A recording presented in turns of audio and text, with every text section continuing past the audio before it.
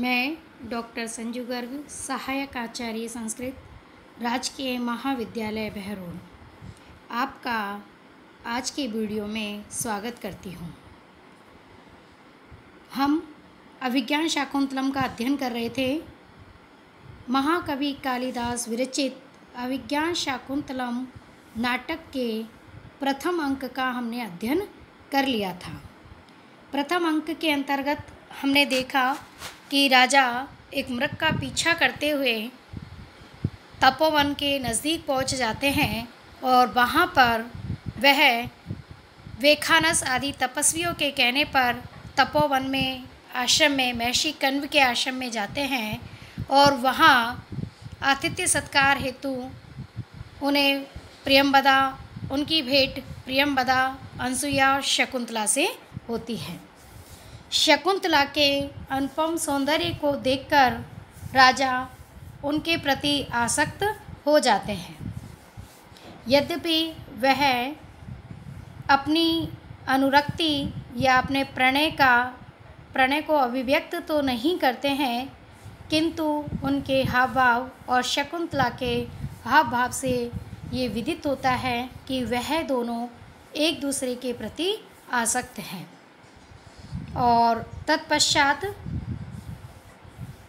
तपोवन में एक गज दौड़ता हुआ प्रवेश करता है तो नेपथ्य से आवाज़ आती है कि राजा तपोवन के निकट है, इसलिए वन्य जीव जंतुओं की रक्षा कीजिए। फिर उसके बाद प्रियंवदा अनसुईया शकुंतला राजा दुष्यंत से विदा लेकर कुटी में चली जाती हैं और राजा भी अपने सैनिकों को तपोवन के ही निकट पड़ाव डालने के लिए अनुमति देने हेतु वहाँ से चले जाते हैं। इसके साथ प्रथम अंक समाप्त हो जाता है।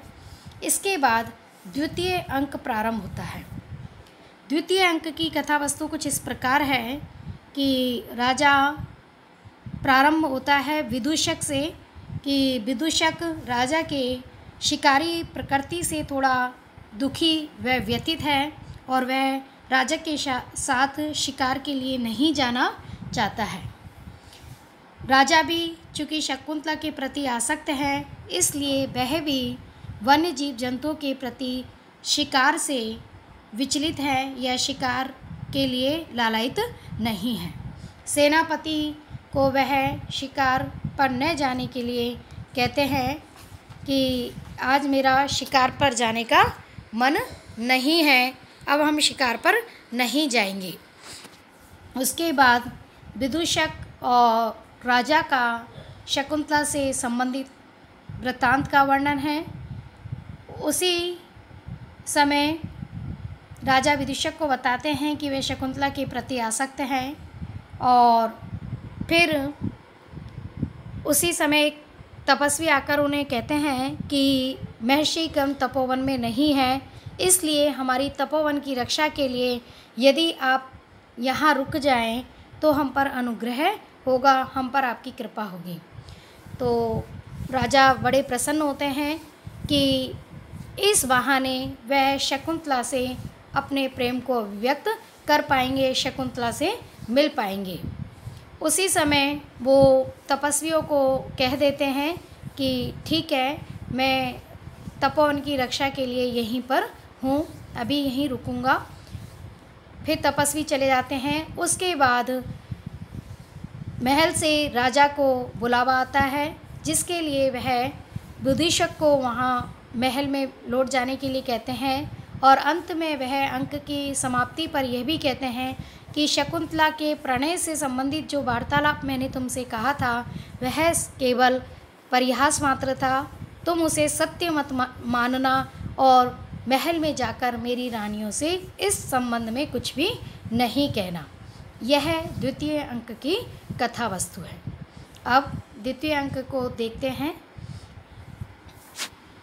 ततः प्रविशति विष्णनो विदूषकः।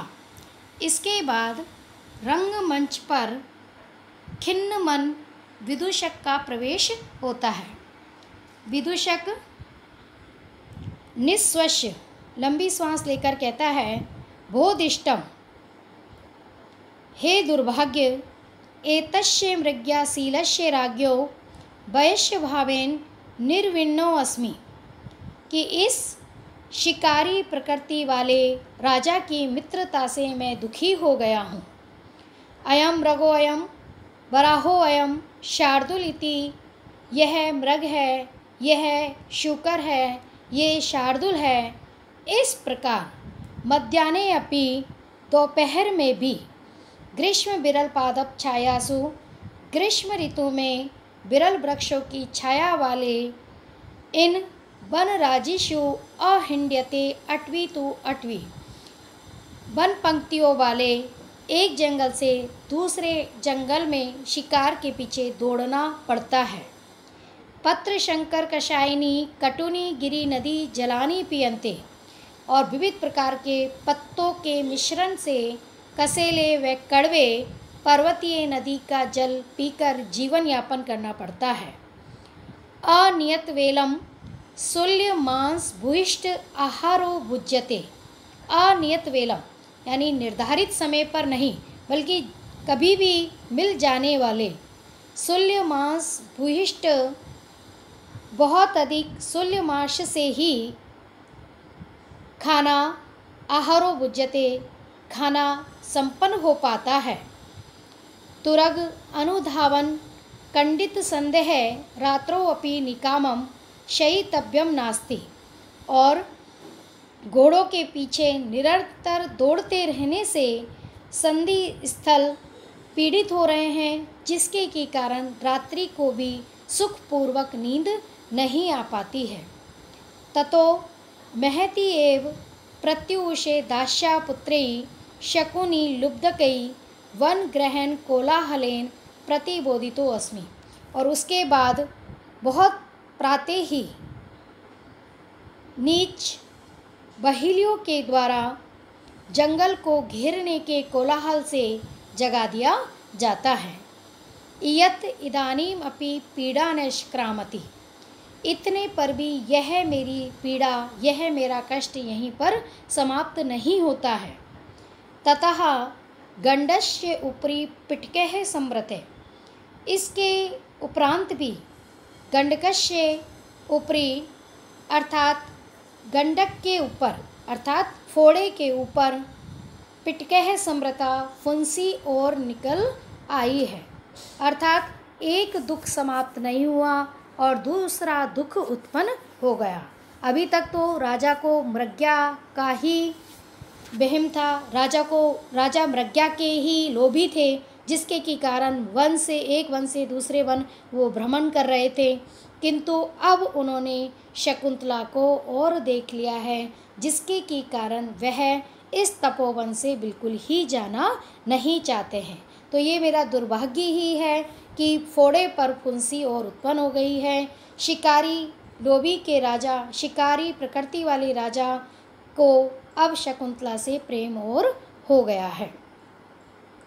यह किल अस्मासु हीनेषु तत्र भवते मृगानुसारेण आश्रम पदम प्रविष्टस्य तापस कन्यका शकुंतला मम अंधतया दर्शिता, जो कि कल राजा ने अस्मासु हीनेषु, हमसे विहीन होने पर, यानी जब हम उनके साथ नहीं थे तब तत्र भवतो सम्मानीय महाराज के द्वारा मृगानुसारे आश्रम पदम, मृग का पीछा करते हुए आश्रम पदम तपोवन में प्रवेश करते समय तापस कन्या शकुंतला को मम अंधतया, मेरे दुर्भाग्य से दर्शिता देख लिया गया है। सांप्रतम नगर गमनाय मनः कथम अपि न करोति, अब राजा का मन नगर जाने के लिए बिल्कुल ही नहीं कर रहा है। अद्यापि तस्य तामेव चिंत्यतो अक्षणो प्रभावत्तम आसीत, और आज भी उनकी इसी चिंता में अक्षणों नेत्रों में ही प्रवातम आसीत, प्रातः हो गया। अर्थात आज भी रात भर राजा शकुंतला के विषय में ही सोचते रहे और इसलिए वह रात को सो भी नहीं पाए और आँखों ही आँखों में प्रातःकाल हो गया। का गति, लेकिन क्या रास्ता है, यावत तम कृत आचार परिक्रमम पश्यामि, क्या किया जाए तब तक आचार परिक्रमम अर्थात स्नान आदि प्रातःकालीन स्नान आदि कार्यक्रम को संपन्न कर लेने वाले तम उस राजा को पश्यामि देखता हूँ, अर्थात उस राजा से जाकर मिलता हूँ। इति परिक्रम्य अवलोक्य च, ऐसा कहकर घूमकर और देखकर, एष वान असन हस्ताभि यवनीभि वन पुष्पमालाधारिणीभि परिवृत इत एव आगच्छति प्रिय वश। अरे ये प्रिय मित्र तो वानसन हस्ताभि धनुष को हाथ में लिए हुए, वन पुष्पमाला धारणी भी वन्य पुष्पमाला को धारण करने वाली, यवनी भी स्त्रियों से परिवृत घिरे हुए, इत एव आगच्छति इधर ही आ रहे हैं। ये मेरे प्रिय मित्र तो स्त्रियों से घिरे हुए इधर ही आ रहे हैं। भवतु ठीक है, अंग भंग विकल इव भूतवा स्थास्यामि, तो मैं अंग भंग से विकल होकर बैठ जाता हूँ। यद एवं अपि नाम विश्रामम लवे, हो सकता है इस प्रकार दिखाने से ही या इस प्रकार प्रदर्शन से ही मैं विश्राम को प्राप्त कर सकूं। इति दंड काष्ठम अवलंब्य स्थितः, ऐसा कहकर डंडे का सहारा लेकर के स्थित हो जाते हैं। ततः प्रविशति यथा निर्दिष्ट परिवारो राजा, इसके बाद रंगमंच पर पूर्व वर्णित परिवार सहित अर्थात स्त्रियों से युक्त राजा प्रवेश करते हैं। राजा आत्मगतम अपने मन में सोचते हैं, कामम प्रिया न सुलभा मनस्तु तद्भाव दर्शन आश्वासी, अकृतार्थे अपि मनसिजे रतिम उभय प्रार्थना कुरुते। इस पद्य में महाकवि कालिदास राजा की मनोगत स्थिति का वर्णन करते हैं कि राजा अपने मन में शकुंतला के विषय में ही सोच रहे हैं, शकुंतला के विषय में ही चिंतारत हैं। उसी का बड़ा सुंदर वर्णन इस पद्य के अंतर्गत किया गया है कि कामम प्रिया न सुलभा, यद्यपि प्रिया शकुंतला सुलभ नहीं है अर्थात सरलता से मिलने योग्य नहीं है, तो किंतु मनः मेरा मन तद्भाव दर्शन आश्वासी, उसके भावों को देखने से आश्वस्त हो गया है। अकृतार्थे अपि मनसिजे कामदेव के, अकृतार्थे अपि सफल न होने पर भी, रतिम उभय प्रार्थना कुरुते, उभय प्रार्थना हम दोनों की परस्पर मिलने की अभिलाषा, रतिम कुरुते अनुराग को उत्पन्न करती है। अर्थात कहने का भाव यह है कि राजा अपने मन में सोच रहे हैं कि मैं जानता हूँ क्योंकि शकुंतला महर्षि कण्व के अधीन है और वह उनका विवाह जिससे करेंगे वह उसी से विवाह करेंगी, तो इसलिए यद्यपि शकुंतला की प्राप्ति सुलभ नहीं है, फिर भी शकुंतला के हाव भाव को देखकर मेरा हृदय आश्वस्त हो गया है, मेरा हृदय संतुष्ट हो गया है और मुझे ये प्रतीत होता है कि जिस प्रकार मैं शकुंतला के प्रति आसक्त हूँ वह भी मुझ पर आसक्त है। और यद्यपि कामदेव अभी सफल नहीं हुए हैं, फिर भी हम दोनों की परस्पर मिलने की जो उत्कट अभिलाषा है वह परस्पर अनुराग को उत्पन्न कर रही है। स्मितम कृत्वा कुछ मुस्कुरा करके एवं आत्म अभिप्राय संभावित इष्ट जन चित्तवृत्ति प्रार्थिता विडंबियते, इसी प्रकार अपने अभिप्राय के अनुरूप ही प्रियजन के मनोभावों की संभावना करने से प्रेमी जन उपहास के पात्र हो जाते हैं। यानी कहने का मतलब है, राजा अपने मन में सोचते हैं कि इस प्रकार चूँकि मैं शकुंतला के प्रति आसक्त हूँ, इसलिए अपने प्रणयी के हाव भावों को मैं अपने ही अनुरूप देख रहा हूँ।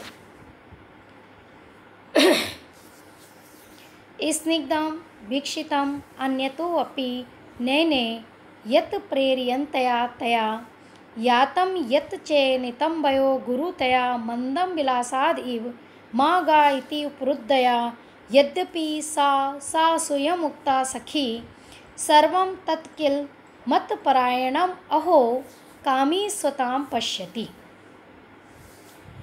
इस पद्य के अंतर्गत किस प्रकार राजा शकुंतला के गतिविधियों को, शकुंतला के हाव भाव को अपने प्रति प्रेम के रूप में देखते हैं, इसी का बड़ा सुंदर वर्णन यहाँ कवि कालिदास के द्वारा किया गया है। तो राजा दुष्यंत अपने आप से कहते हैं, स्निग्धं वीक्षितम् अन्यतो अपि नयने यत् प्रेरयन्तया तया, तया उस शकुंतला के द्वारा, अन्यतो अपि दूसरी ओर भी, यत् नयने प्रेरयन्तया जो नेत्रों को डाला गया था, अर्थात वह दूसरी ओर लता वृक्ष आदि की ओर भी अपने नेत्रों को डालती थी, अर्थात देखती थी, तो भी मुझे ऐसा लगता था, स्निग्धं वीक्षितम्, मानो मुझे ही या मेरी ओर ही प्रेम पूर्वक देखा गया है। यातं यत् च नितंबयो गुरुतया मंदम विलासात् इव, और नितंबयो गुरुतया, नितंबों के स्थूल होने के कारण, यातम यत् च, जो वह धीरे धीरे चल रही थी तो ऐसा लग रहा था मानो विलासात एव, लीलापूर्वक चेष्टा करती हुई सी जा रही है। माँ गा इति उपरुद्धया, मत जाओ, इस प्रकार उपरुद्धया रोकी गई सखी को, सा उसने, सा असूयम ईर्ष्यापूर्वक, यद्यपि जो कुछ भी उक्ता कहा था, सर्वम तत् किल मत परायणम, वह सब निश्चय ही मानो मुझे लक्ष्य करके कहा गया हो। अहो कामी स्वतां पश्यति, अहो आश्चर्य की बात है कि प्रेमी जो जन होते हैं वह सर्वत्र अपने प्रेमी के हाव भावों को अपने पर ही देखते हैं, अपने लिए ही समझते हैं। कहने का भाव यह है कि शकुंतला के द्वारा जो भी स्वाभाविक क्रिया की गई थी वह सब संभवतया स्वाभाविक हो, किंतु प्रणयी जो जन होता है वह अपने प्रेमी के समस्त हाव भावों को अपने अनुरूप ही समझने लगता है, अपने अनुरूप ही देखने लगता है। तो यहाँ भी राजा दुष्यंत शकुंतला के द्वारा यद्यपि वृक्ष आदि को देखा गया था, और जो धीरे धीरे वो गई थी नितंबों के स्थूल होने के कारण, और जो ईर्ष्यापूर्वक उसने अपनी सखी से कहा था, वह सब राजा को ये लगता है या प्रतीत होता है कि मानो यह सब कुछ मुझे लक्ष्य करके ही कहा गया था। ये स्वाभाविक है कि जो कामी जन होते हैं सर्वत्र अपने को ही देखते हैं, हर अपने प्रणय के समस्त हाव भावों को अपने पर ही मानने लगते हैं। आज का वीडियो हम यहीं पर समाप्त करते हैं। आगे के पद्यों का अध्ययन, आगे के प्रसंग का अध्ययन हम अपने अगले वीडियो में करेंगे। तब तक के लिए धन्यवाद।